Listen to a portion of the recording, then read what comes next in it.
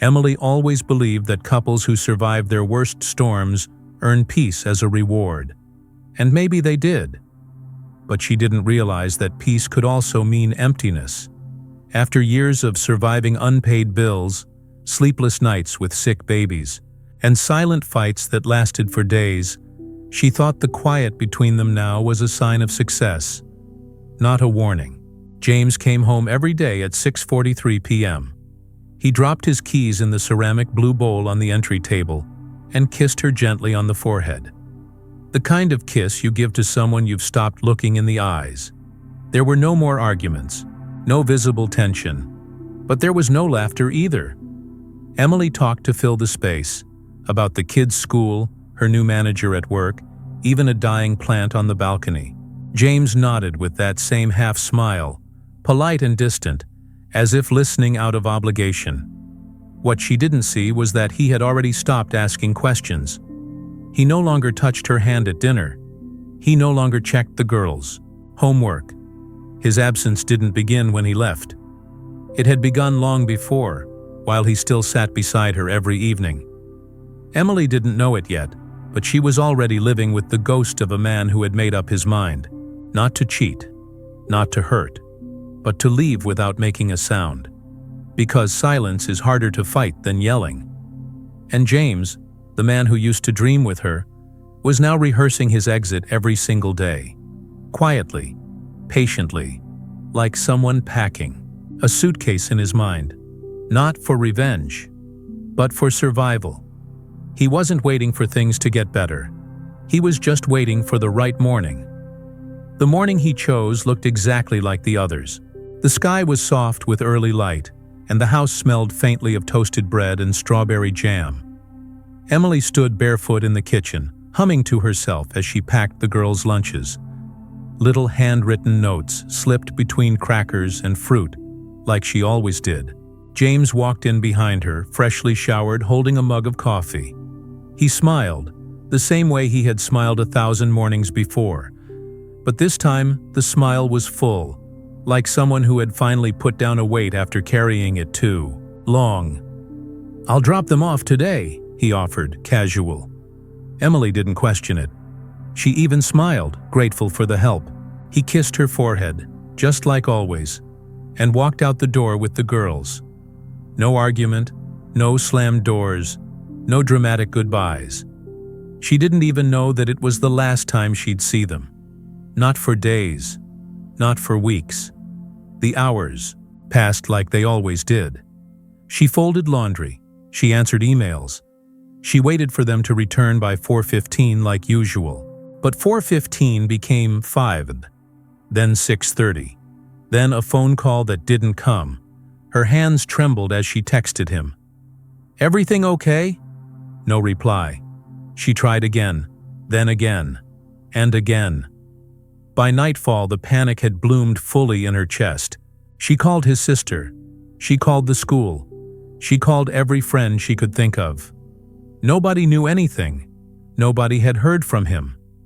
It was as if James had been rehearsing his disappearance for months and finally chose the perfect morning to vanish. Emily sat on the edge of the bed that night, frozen, the silence louder than anything she had ever heard.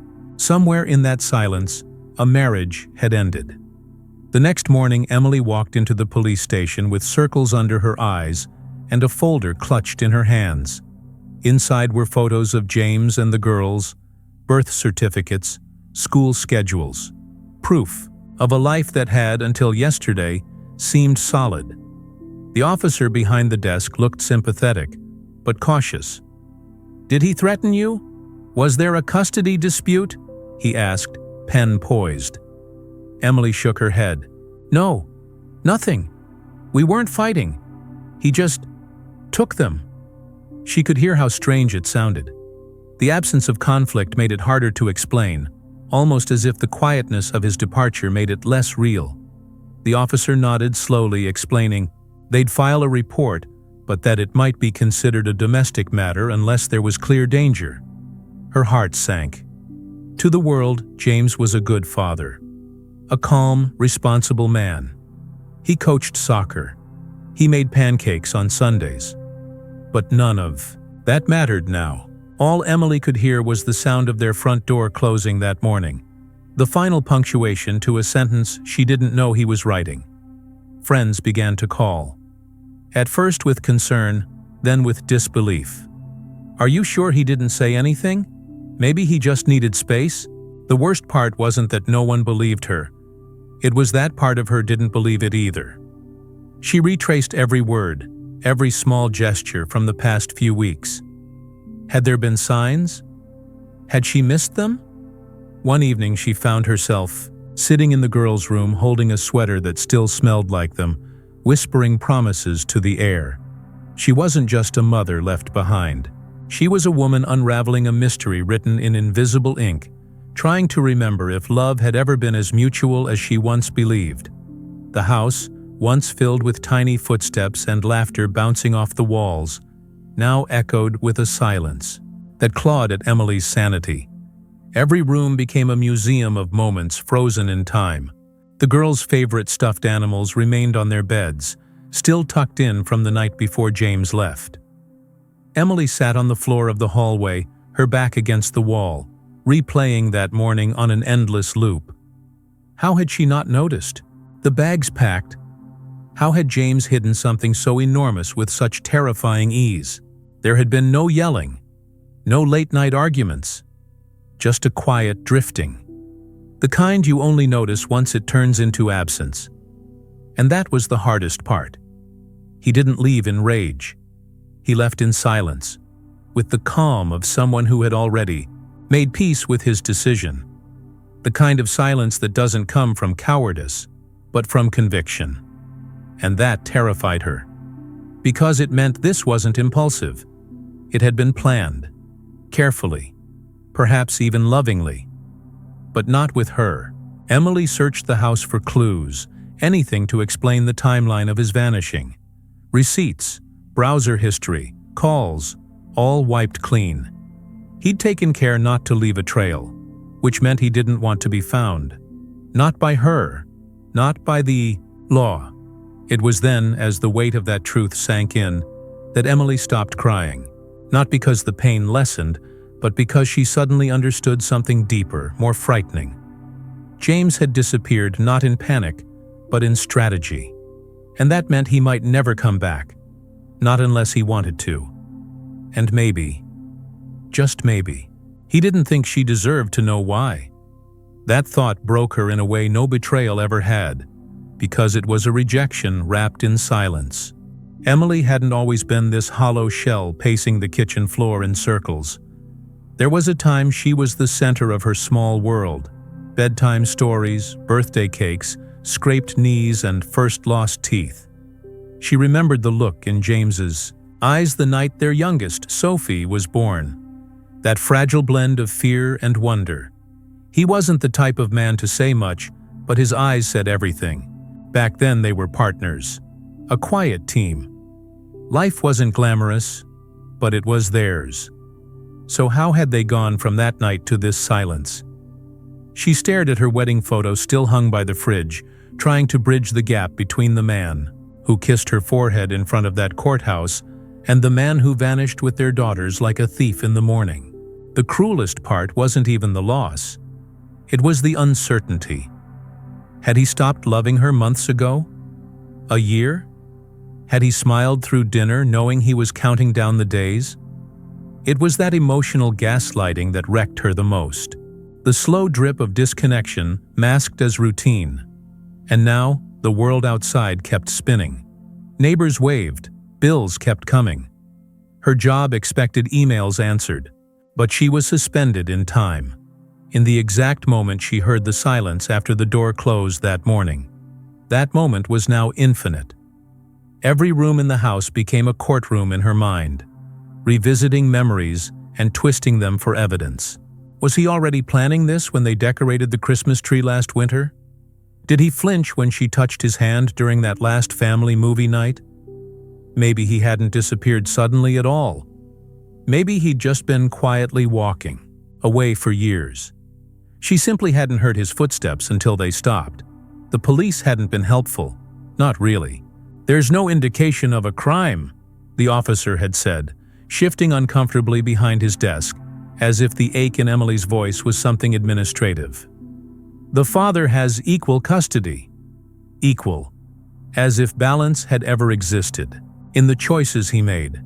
James didn't leave a note, didn't send a message. Just packed what he needed, took the girls, and disappeared from the life they'd built together without offering her even a sentence to hold on to. Emily had tried calling. Of course she had. Dozens of times. But the number was disconnected by noon. She emailed, she texted, she begged, and then she stopped. Because the silence spoke louder than anything he could have said. The only sign he was still somewhere breathing was the monthly withdrawal from their shared savings account, always just enough to live, never enough to be traced. Emily had memorized the amounts like they were coordinates. She tried hiring a private investigator, but after 3 weeks and one empty motel sighting, he said what she dreaded most. "I don't think he wants to be found." And maybe that was it. Maybe James hadn't stolen the kids. Maybe he just believed he was rescuing them. But from what? Her? The woman who stayed up all night when they were sick, who taught them how to braid their hair, who sat in school, meetings while he worked late? The narrative didn't add up, and yet something gnawed at her. A splinter in the back of her mind she didn't dare touch. What if he'd convinced himself she was the danger? Not physically, emotionally. What if he'd seen something in her that even she didn't see? That was the kind of fear that didn't scream. It whispered, and it had started whispering loud. Weeks turned into months, and with each passing one, Emily's rage calcified into something colder. Not forgiveness, but a kind of numbness she wore like armor. She stopped telling people the full truth. It was easier to say, he moved away with the kids, than to admit she had no idea where they were. Most friends faded quietly, unsure what to say. Her mother, once so vocal, offered less advice now and more worried silence. The house, once filled with tiny footsteps and toy clutter, felt like a mausoleum of what used to be. Still, Emily held on to routines. She folded tiny socks that would never be worn. She packed school lunches she would later eat herself. Every week she wrote letters to each daughter. Not emails, not messages, but real, handwritten letters filled with updates, jokes and motherly hopes. She didn't know where to send them, so she kept them in a box under her bed. Her therapist called it anchoring.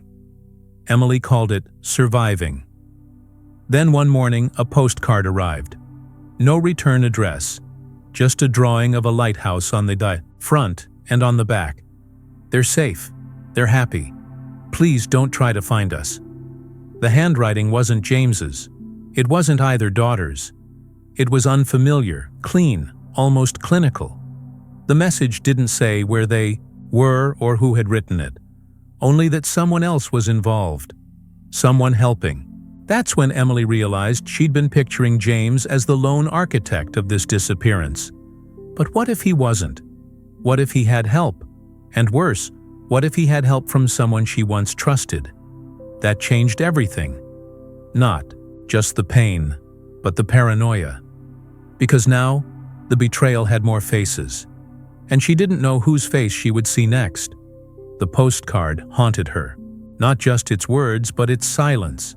The choice to withhold who sent it, where they were, why it had come now. Emily held it in her hands so many times that the edges began to curl, the ink slightly smudged from tears and fingerprints. She ran it past handwriting experts online, forums of estranged parents, even strangers on Reddit. No one could help, but one suggestion stuck with her. Look not at the words, but who benefits from their timing. That night, Emily didn't sleep. She stayed up going through old calendars, text records, memories she had tried to bury. That's when a forgotten detail returned. A week before James left, Emily had confided in her closest friend Melissa about their growing tensions, her doubts, her fears of losing the girls if James ever got desperate. She remembered Melissa's words too clearly now. You need to let him feel safe enough to stay." At the time, it sounded like care. Now it felt like calculation. Melissa had been with her during the first days of disappearance. She helped Emily contact lawyers, held her when she cried, made meals, and managed the chaos. But she also discouraged involving the police, said it would only make things worse for the children. Emily hadn't questioned it then. But now, the postcard's arrival, months after silence, and its reassuring tone, it felt like Melissa's cadence, like someone trying too hard to comfort. Was it possible Melissa had helped James leave, or even orchestrated it under the guise of protecting the girls? The idea wasn't just betrayal, it was a collapse of reality. If the one person she trusted most had been part of the vanishing, then who had truly abandoned whom? And what was left to believe in now? The next morning, Emily stood in front of Melissa's door with a heaviness in her chest she hadn't known since the night James left. The street was quiet, unnaturally so, as if the world itself was holding its breath. Melissa opened the door, in a loose sweater, surprised but composed, like she had expected someone eventually. Maybe not Emily, but someone. Emily didn't waste time with pleasantries. She held up the postcard, trembling. "Did you send this?" Melissa's expression cracked just slightly. A flicker in the eyes, a momentary delay in her breath. But she said calmly, "No, I didn't." Emily didn't believe her, but she also didn't push. Instead, she stepped inside, scanning the living room where so many of her post-disappearance breakdowns had unfolded. It now felt staged, like a set built for empathy. They sat down. Melissa made tea. Emily didn't touch hers. "I just want to know," she said. "If you knew, if you helped him?" The room tightened. Melissa took a long sip before answering. "I knew he was planning something. I didn't know what. But I knew he was breaking." "You both were." Emily stared, stunned.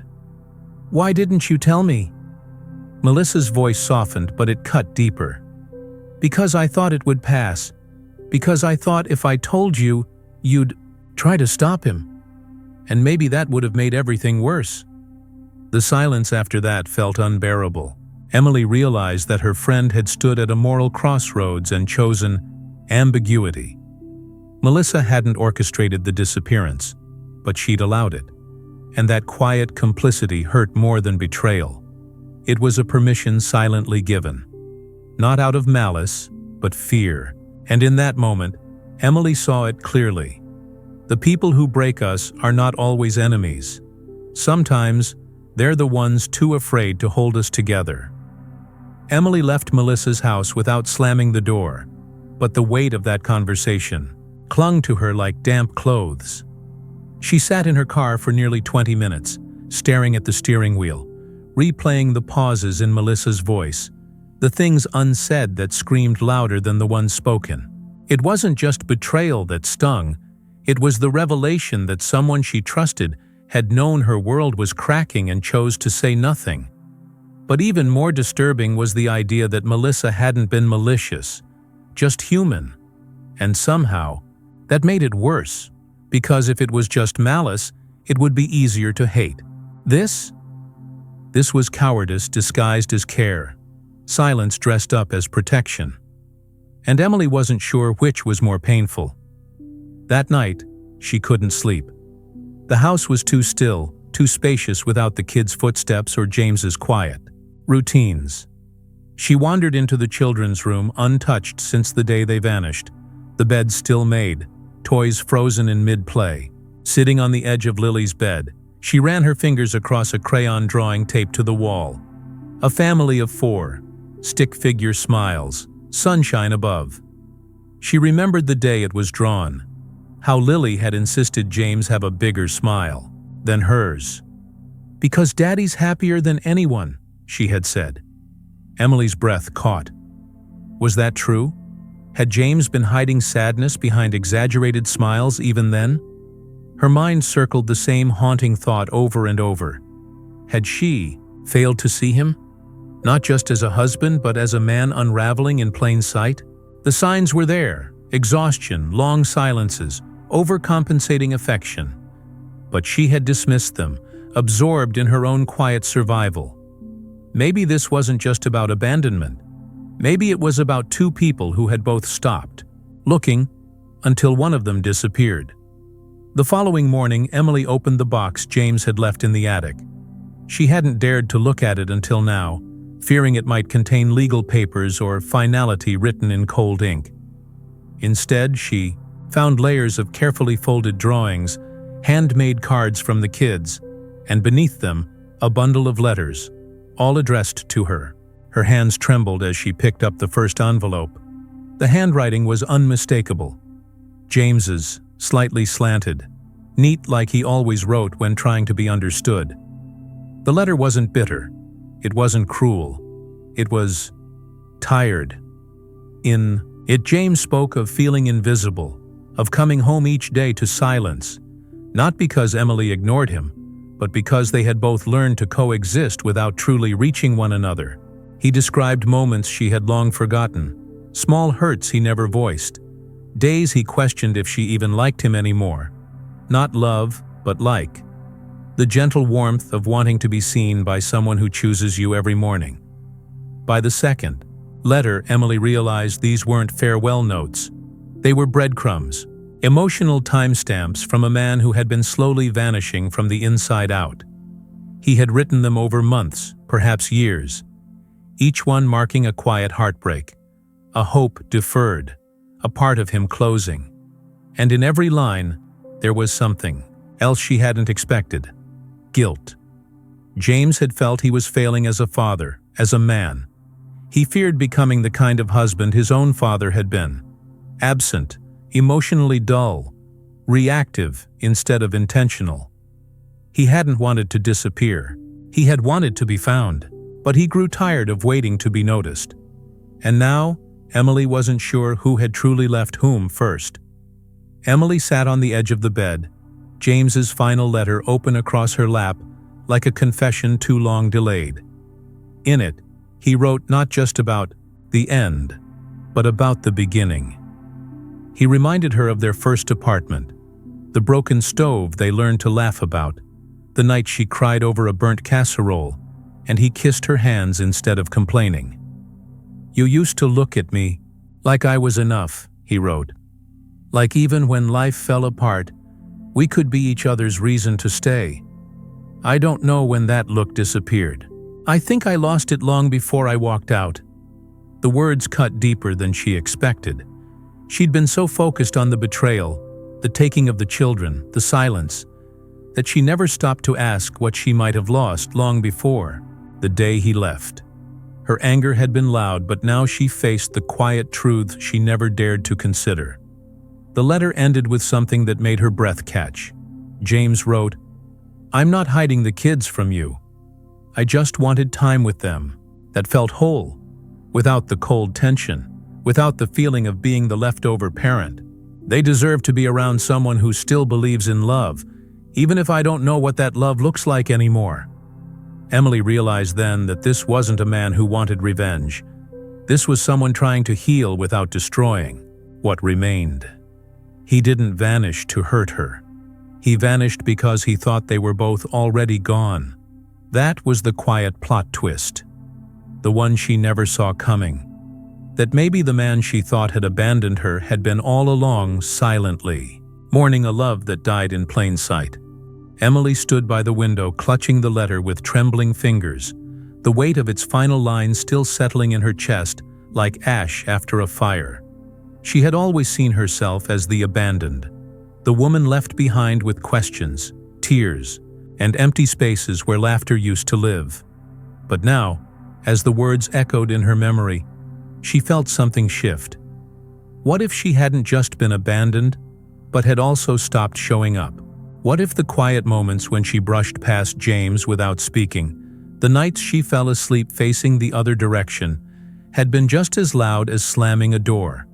The thought scared her, because it meant she had a part in this too. Not the villain, no, but maybe not the only victim either. And that truth was harder to hold than any anger. Outside, the street was still. No children played on the sidewalks, no dogs barked in the distance, just silence. The kind that demanded you face yourself. Emily knew then that she needed to find James. Not to blame, not even to beg, but to tell him that she finally heard him. To tell him that she read every line he wrote and saw not just the pain but the effort to protect something broken in the least destructive way he could. And most of all, to tell him that she still remembered the way she used to look at him, and that maybe, if they were both willing, she could learn to look at him that way again. The journey wouldn't be easy, and maybe forgiveness would never come fully, but there was a door between them that had been closed by silence, and she was ready, finally, to knock. James sat in a motel room 2 towns over, the air still smelling faintly of antiseptic and old carpet. The boys were asleep on either bed, their limbs tangled in blankets, their breathing soft and even. He watched them with a strange ache, the kind that lived in men who didn't know whether they were rescuing or ruining the ones they loved. Every night since he left, he had wondered if he'd made a mistake, not because he regretted taking the children. He truly believed they needed distance from the Cold War that had taken over their home, but because he feared the story would end the same way his father's had. A man alone, misunderstood, and slowly erased from the memories of those he loved most. He didn't want to become a ghost in his son's stories. The motel room's walls were thin. He could hear the couple next door arguing about something petty, maybe rent or dinner, and yet even their raised voices felt more alive than the silent stares that had filled his kitchen for months. James had once begged for noise, any kind of noise, because silence had started to feel like drowning. And now that he'd stepped away, he realized how much he missed being seen.